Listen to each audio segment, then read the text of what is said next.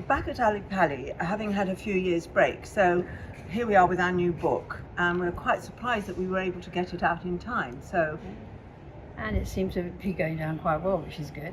And we have included some of the things that we were busy doing during lockdown. And so we started off with various themes.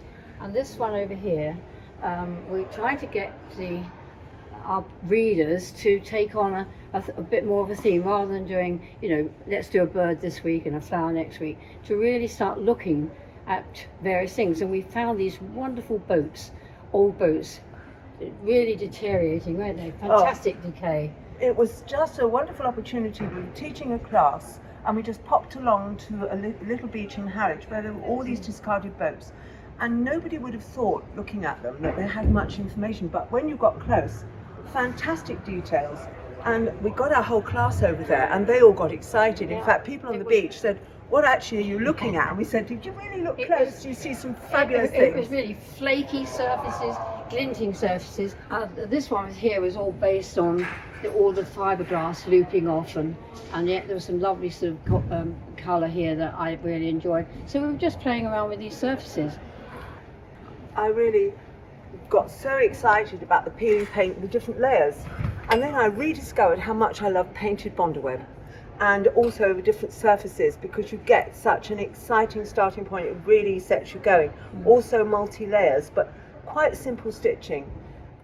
This proved we could have worked on this theme for years. So in this book, we've got an extended section so that people can really look, how can they take their themes further rather than just, one off and then go on.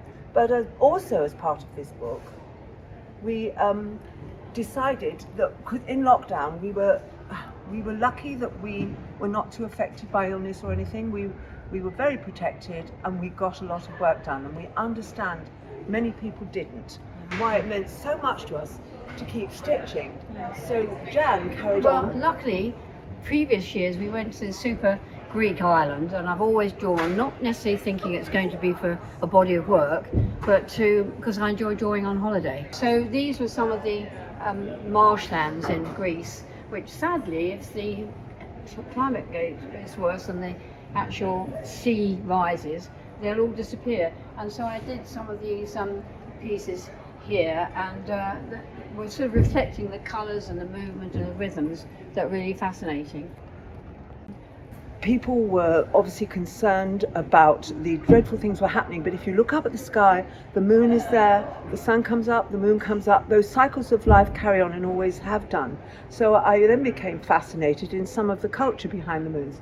Each moon, full moon, has a name, and this particular one here, the wolf moon, was one of the first moons I did. It seemed quite relevant. It's in January, when the weather is fierce, and I decided also with simple stitching that this was very much something that I could get into. It became almost like a little meditation. This is a worm moon. I can't say that was my favourite thought, but actually once I got into it, and of course it was also a wonderful thing, you couldn't go out and buy materials.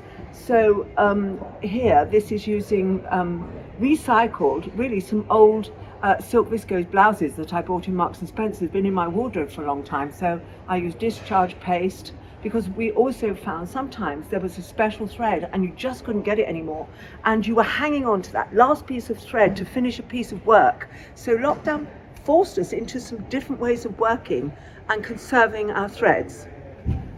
Oh, this one here is the strawberry moon, and that one is, one of the summer moons is called the strawberry moon.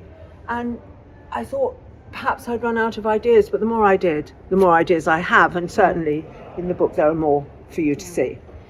I mean, we hope you enjoy it.